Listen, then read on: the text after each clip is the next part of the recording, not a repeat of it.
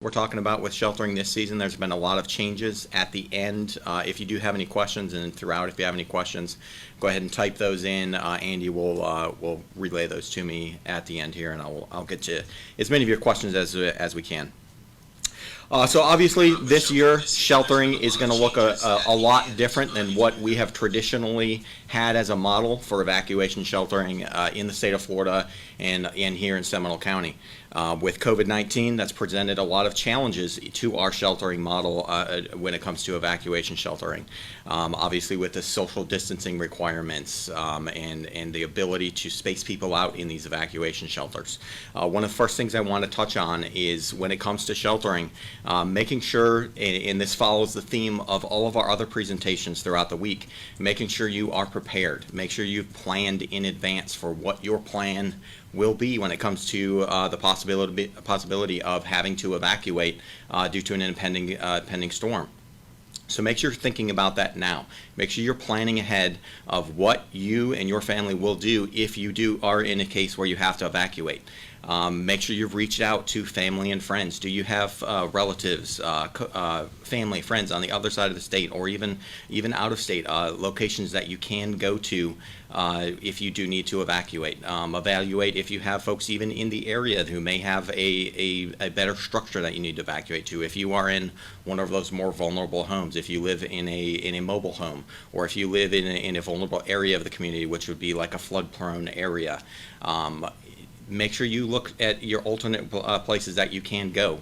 Plan that out now, making sure that you have that plan of where you're going to go so that you're not trying to think of that when we are in a situation where you may have to evacuate. Evaluate where you do currently live. If you are in one of those vulnerable areas or live in one of those vulnerable structures, you do need to start thinking about what your plan will be. If you are in a home that is more recently constructed, one of the standards now is after 2002, the higher building codes. If you're in a more recently constructed home, you may not be in a situation where you need to evacuate. So make sure you're thinking about that when it comes to sheltering, and make that plan now ahead of time so that you know what you're going to do if evacuations do have to be called for here in the county. One of the other things I want to touch on is your options for sheltering. If you do find that you are in a situation, if you live in one of those areas, or if you live in a home or a mobile home there where you do have to evacuate, or one of those low-lying flood-prone areas, what your options may be. Again, number one priority, what we are really pushing for is find those alternate locations that you can go to. Friends, family, out of the area that you can go to. If that is not an option, some other things that you can look at and what we're providing is those traditional evacuation shelters. During hurricane season this year, obviously with COVID-19, as I mentioned, it's going to look different. We are actually calling these refuges of last resort. It's not a traditional evacuation model. These really truly are refuges of last resort that we will need to be providing during this hurricane season. So we're really highly encouraging you to look at those other options. If you do have to come to one of these shelters, one of the things that we've done is completely relooked at our sheltering model in the light of COVID-19 to make things as safe as possible if that becomes your last resort, that you do have to come to one of these refuges of last resort in Seminole County. We fully looked at every aspect of how we do sheltering, from entry into the shelter and registration. We're going to have temperature checks, screening for individuals. We're going to have, if you have to have assistance with transportation, we'll have screening questions for those individuals on whether they have been around anyone who's tested positive for COVID-19. You know, if they've traveled recently to a hot spot or hot zone for COVID-19, a known location, either in this state or in other states. Those types of screening questions are going to help us in identifying if that individual may need to go into a different area of the shelter or a different shelter to lower that risk to everyone else. As I mentioned, temperature screenings, we'll have that upon entry to every shelter, and also we will be requiring everyone to wear a mask within the shelter if that does become their last resort and they have to come to one of these refuges of last resort that we establish. These locations, you will be required to wear a mask as well, and that is to limit the exposure of everyone within that location. We're also looking at the spacing inside of a shelter. The space itself that you're going to have is limited. It's the same as what we do every year, 21 square feet for every individual. Families can combine space, but with that 21 square feet or that combined space, we're going to be spacing those individual locations out to ensure at least a 6 feet of separation between those spaces to ensure that social distancing and limit as much as we can any possibility of transmission or spread within a shelter of COVID-19. We've also looked at operations within the shelter once it's set up, feeding, making sure that we're doing that in a safe way, reducing the amount of folks that are eating in one area at one time. There's different methods we're looking at for doing that as well, using a wristband system for individuals when they do come into the shelter, color-coded so that, for example, red or green or orange would eat at specific times within the shelter. So we've really looked at every aspect of how we're doing shelter operations to try and make it as safe as possible for anyone who does need to come to a refuge of last resort. But obviously, as I do want to reiterate, make sure you're planning ahead now and really look at those other options. It is really a refuge of last resort. We want to make sure that is your last option to come to one of these shelters. Look at other options, friends and family first. One of the other things that we've seen advertised and that may be available this year is the state of Florida is creating a shelter app to where you can sign up on this app to go to a hotel if they are available spaces in our area or outside of our area. You can sign up on an app. Where more details of that will be released by the state of Florida, we understand, in the coming days. But that may be an option as well where you can go into a hotel as a possibility and another avenue in your evacuation plan if you do need to evacuate. I want to go over some things. If you do have to come to one of the shelters established, the refuges of last resort established by the county, some things you want to consider when you do come into that space. And again, the enhanced screening, temperature checks, making sure you bring a mask. If you don't have a mask, we will have those available to ensure that everyone inside the shelter does wear a mask upon entry. There's some other things you want to think about is bring what you do need to. If you do have to come to one of these locations, bring what you need to be comfortable. Bring it is basically just a space within that shelter to keep you safe from the storm outside. Bring what you need to be comfortable. Bring medications. Bring a bedroll or an air mattress as long as it can fit in that space. Snacks, books to keep yourself entertained. Cell phone chargers, those types of things. Go down the list of what you would need if you do have to stay there a day or multiple days, depending on how severe the storm may be. Bring what you do need to be comfortable. Again, as I mentioned, meals will be provided, but those are going to be conducted in a little bit different manner this year based off of social distancing guidelines due to COVID-19. Another thing you want to look at in creating your evacuation plan wherever you go, whether that is to a hotel or to other friends or families' locations, make sure you're notifying your friends and family, especially if they live out of state, what your evacuation plan is and what you're going to do. Some things that we've seen in previous events, especially in Hurricane Michael a couple of years ago up in the Panhandle, is folks made the decision at the last minute that they needed to evacuate. They went to an evacuation shelter, and when the storm hit, communications went down. Friends and family out of state were not able to contact their relatives and did not know they had evacuated to an evacuation shelter in that location. So they weren't able to contact them, became very concerned, obviously, and that turned into calls for 911 service to try and locate individuals. So try and pre-plan ahead of time that you notify friends and family, especially if they're out of the area, out of state, what your plan for evacuation is so that they know that you're going to a safe location. And if they can't reach you, it may be just because communications are down and it's not because you are stuck at your home and may be in danger. So make sure you're thinking those as well. Pets, I want to address pets. Pets are only allowed at certain of our shelters this year, refuges of last resort. So make sure you're thinking about your pets in your evacuation plan as well. If you do need to evacuate, make sure you call ahead to figure out which shelters we are opening and which ones have pets allowed. You can call our Citizens Information Line at 407-665-0000. If we do have a situation this year where we do need a call for evacuations, you can reach out to us at that line and we'll be able to let you know which shelters we'll be opening and which ones are pet friendly. We'll also be advertising through multiple other methods which shelters we may be opening also. I want to also mention, making sure that you're signed up for all of our alerting systems so that you do get those methods of notification of which shelters we're going to be opening as well. So making sure you're signing up for our county's alerting system, Alert Seminole. You can do that very simply by texting, if you do have a mobile device, texting Seminole to 888-777. So 888-777. Text the word Seminole to that, and it will send you a link to where you can sign up. You can also sign up by going to our website, www.prepareseminole.org, and that will give you directions on how you can sign up online through a computer for our alerting system.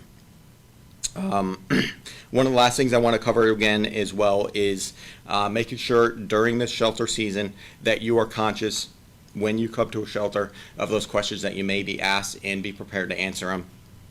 Of those particular screening questions: have you been around anybody that is sick recently? Have you been around anybody that you know tested positive for COVID-19? And again, the reason we're doing that is to help protect anyone who has to come to these evacuation shelters, make sure that everyone is safe. Aaron, so I think first and foremost, before we get into any of the questions on sheltering, is explain kind of your role in emergency management and your position of logistics and operations. Sure. I guess I forgot to mention that in the beginning. I'm the operations manager here with Seminole County's Office of Emergency Management. So day to day, I handle the operations of our office. That deals with a lot of logistics, the things that we do move in any situation. And during a hurricane season, that has to do with a lot of the supplies that's necessary for operating these evacuation shelters and the larger operation as a whole. Aaron, we have a question from Ashley. She's asking, how do you reach homeless populations to ensure they are safe during a hurricane? Is sheltering provided for the homeless in the county shelters? All right, so there's a lot of outreach that we do, and this is a challenging situation as well. If those folks don't have traditional methods of being reached, they don't have a cell phone, don't have a way to easily watch television and get the latest news reports, those types of things. So we use other avenues to reach these populations, and one of those is through the very close connection and relationships that we have with the places that they visit. Rescue Outreach Mission in Sanford, different homeless shelters around the county. We maintain close communication with them so that we are able to notify through those establishments these individuals. So making sure that we have a method of reaching out to them. As far as the pet-friendly shelters go, it's important to note that the pets they have to stay inside of the crate, and you have to have a crate for your pet? Yep. So if you do bring your pet to a shelter, one of our Refuges of Last Resort this year, make sure, again, you do think of the needs of your pet. If they do have specific dietary restrictions, make sure you try and bring that food with you. We do have animal services staff at all of our pet-friendly shelters with supplies, extra supplies for pets if the owner does not come with them, but make sure you include that in your evacuation plan as well. If you do have a specific crate that your pet is more comfortable in, you can bring that, but again, our animal services staff do have extra of each of these supplies on hand should you show up with your pet without them. And we have a question from Matthew who asks, what sheltering options will be available to people who are COVID positive or sick with a similar illness? All right, so again, that's not something that we're looking at this year in our sheltering plan, is to do our best to try and separate those individuals. So if there are individuals who do find themselves in a situation where they do need to evacuate and they are in that COVID positive state, we're establishing special shelter locations as separate location to where those individuals can go to where they are fully separated from any other shelter clients who may be able to come into the facility. Make sure we're having that full separation, so there's no chance or at least a reduced chance of any type of spread within a shelter. How will it be determined whether or not a person needs to go to one of those illness shelters? So those are those types of screening questions that I talked about as you show up to a shelter, or if you do need assistance with transportation to a shelter and you call our citizens information line with that type of need. We do go through those simple screening questions of asking, are you feeling sick? Do you have symptoms of COVID-19 at this time? Have you been around anyone who has tested positive with COVID-19? Have you been around anyone who has experienced symptoms of COVID-19? Have you traveled to these locations? So those are screening questions that we're going to try and implement to help identify individuals who may need to go to a COVID isolated shelter. Also, upon entry into the shelter, those enhanced screening methods, temperature checks, those types of things to make sure that we're identifying individuals who may be symptomatic so that they are not in the same location as individuals who are not. Now, Catherine yesterday went over the special needs registry and the special needs shelters, but for anybody who's watching today who didn't get a chance to view yesterday, what is the difference between a special needs shelter and how can somebody register for it? All right, so a special needs shelter is different than what we call typically in the field a general population shelter, which is open to typically anyone who does not have what we call an enhanced medical need. A special needs shelter or medically enhanced shelter is designed specifically for individuals who may have an enhanced medical need. They may be medically dependent on electricity. They may have a medical dependency on individuals to care for them, those types of things. So we do have established medically enhanced shelters or special needs shelters for those individuals where we do provide a higher level of care in terms of Department of Health medical staffing at those locations, ensuring that those locations are fully backed up with electrical power and the multiple redundancies in that electrical power to make sure that there's continuity if there is a loss of power on the commercial side around the community, that shelter remains backed up with power for those individuals who may have a dependency on it. And again, going to the registration, there is a way you can pre-register, and one of the reasons we ask folks to pre-register for these special needs locations, these medically enhanced locations, is that really helps us identify and prepare for what your individual medical need may be. Again, anyone, if you are not registered, they can show up, and we're still going to accommodate them and care for them in that shelter, but we encourage everyone to help us out and help the Department of Health staff out by pre-registering so that we can identify what your medical needs may be and be fully prepared for it and prepared for what your individual needs may be. You can register for that again by calling ahead of time. If you haven't done already, you can call ahead of time if you see that you may need to register by calling our Citizens Information Line 407-665-0000. You can also go to our website www.prepareseminole.org, and we have a registration area on there where you can go ahead and register and ahead of time as well. We have a question from Barbara. Are you prepared if more people come than you planned? Yes, so we have done everything we can by identifying multiple other shelter locations that we may need to expand to. So that's, again, the challenge of this season, whereas in previous hurricane seasons, depending on the severity of the storm, we may have opened X amount of shelters.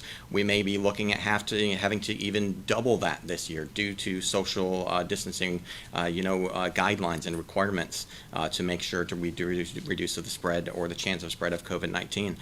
So we have prepared for that. We've fully looked at these alternate locations, so if we get to a point where we have more individuals coming to an evacuation shelter or needing to evacuate than we had anticipated, we do have the capability and we are prepared to expand to other locations so that we can maintain those social distancing guidelines. One of the videos that SGTV put together for the virtual Hurricane Expo kind of detailed what's different about shelter, but if you could go over the fact that the spacing between each 7x3 pod is going to be the 6 feet of social distancing. Yep, so the actual space you're allocated inside a shelter is going to remain the same as previous years, 21 square feet, with the ability to combine spaces for family units. But the spaces in between each of those units is going to be that at least 6 feet with those current social distancing guidelines. So again, that does reduce the amount of folks that we can fit within one location, but with that 6 feet of distance, we're ensuring that we're reducing any possibility or reducing as much as we can the possibility of any type of spread within a shelter. And previously, it would all be the communal spaces of the cafeteria or the gymnasium. Yep. Are classrooms going to be used for the first time? Yep. Due to the reduced amount of space that we do have available because of those social distancing guidelines, you may be in different areas than in previous years. Whereas we may use a cafeteria area or a larger gymnasium as our primary sheltering locations, because of the need to expand space requirements, we may be in different locations of a shelter. We've worked with the school board to be able to clear out classrooms in multiple different areas. Different rooms that we may not have previously used for sheltering are now going to be used for sheltering to ensure that we have enough space to maintain that 6 feet of distance between units. We always say for a hurricane kit that people need to remember to bring something to actually do during a storm. That's more important this year than ever because we won't have any shared items or games or anything like that? Yep. In the common Yep. area? So again, there's a lot of changes with how we're doing sheltering this year, whereas in previous years we have done as much as we can to promote activities within a shelter, to make sure that we have something for folks to do. And again, when you come to a shelter, it's a lot of times it's a lot of waiting out the storm, waiting out it to be safe for folks to go back out to their homes. So in previous years, we've done what we can to make it available as for activities for folks to do. With COVID-19 this year, that's going to look different. We're asking folks to bring a lot of their own activities that they can do on their own, so that we're limiting shared common surfaces, game activities that may be in previous years larger groups. Folks are going to be doing that on their own now this year. So we make sure you bring a book, make sure you bring Game Boys or whatever you have that you can bring to make yourself entertained within that shelter, because those larger group activities will not be present this year. We have a comment from Ashley who says, so it sounds like the space each person is allowed is about the size of a twin-size mattress. Is security provided to make sure my belongings are safe in my marked area if I stay at a shelter? Yes, so each of our schools, we do fully staff each of our schools with security. It depends on where the location of the school is, whether that's a sheriff's office deputy or if a municipal police officer, but we do have adequate security at each of our shelter locations, so that if any issues do arise, it can be immediately addressed, but also just the presence of security at all times 24/7 within those shelters reduces the risk of any type of negative interaction. But to reiterate and wrap this up, this is the year, these are refuges of last resort. Consider all other options. Correct. That's the main theme of this, is that we are going to supply, again this year, as we do every year, sheltering locations, but these are truly refuges of last resort due to the limited space that we do have available. We are encouraging to reduce that risk of close interaction of individuals. Explore all other options prior to having to come to one of these refuges. Reach out to friends and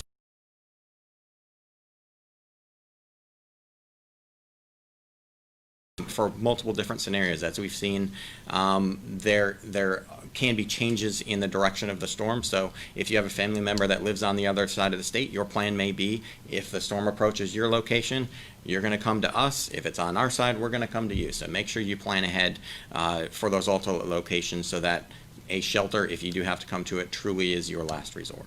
If you do end up having to go to one of the shelters, we have a question from Rita. Will the shelters have Wi-Fi? Yes, so we do, and we have coordinated with the school board to make sure that the school Wi-Fi is left on for individuals that do have to come to that location. Again, that is while the school has full power. If a situation arises where there may be a loss of commercial power, there may be an interruption in that. But we do, and we have coordinated with the school board to make sure that there is Wi-Fi available as long as can be possible, so that folks have access on their phones or whatever device they may have to keep in contact with what's going on outside. We have a question from Cheryl.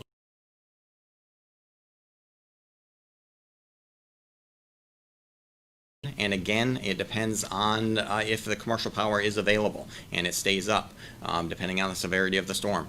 Most locations, that probably cannot be guaranteed, but again, it really depends, and it's going to look different this year than previous years, because everyone's going to be in different areas we haven't used before, classrooms, maybe even offices of the shelter. So electricity cannot be guaranteed in a general population shelter. The only place that it really can be guaranteed, and that we do guarantee it, is in those special or medically enhanced shelters.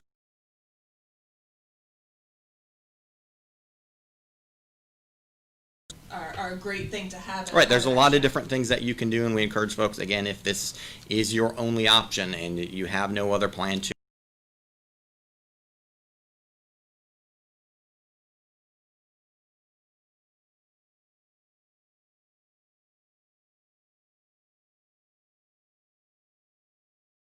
make sure you're looking at those options as well, because again, in the general population shelter,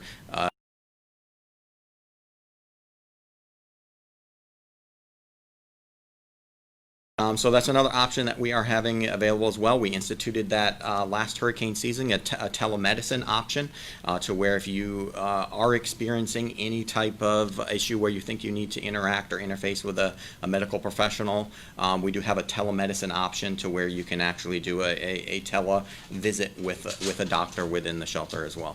Okay, great, Aaron. One other question, when can we expect shelter locations to be announced? All right, so shelter locations, as I mentioned, we do not pre-announce those, and again, the reason we don't do that is because we really don't know which ones we do need to open until we get more information on the storm itself. If it's a strong tropical storm or even a Category 1 hurricane, that sheltering plan may look different than a Category 4 or Category 5 hurricane, and the amount of people that are anticipated to evacuate changes. So our sheltering plan and which locations we are going to open will not be finalized and announced until we're close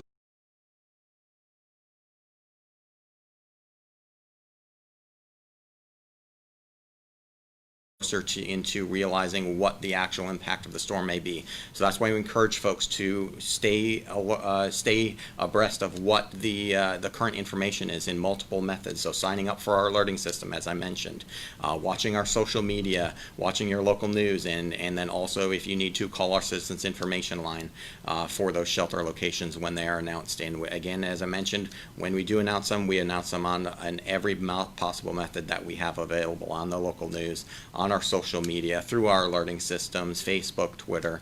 Those are multiple methods that those actual finalized locations will be announced. Those are the end of our questions. Aaron, is there anything we're still missing about shelters? I just want to reiterate again, this season with the changes in COVID-19, shelter operations for us here in Seminole County and the state of Florida have completely changed. We've done our best here at the county to be fully prepared for those changes, but we encourage you as a resident to also be fully prepared. Think now, plan now of what your evacuation plan will be, and really look at those other options to be safe in this COVID environment, friends and family, other alternate locations that you can go to. Great, thank you, Aaron. That's Thank it. you.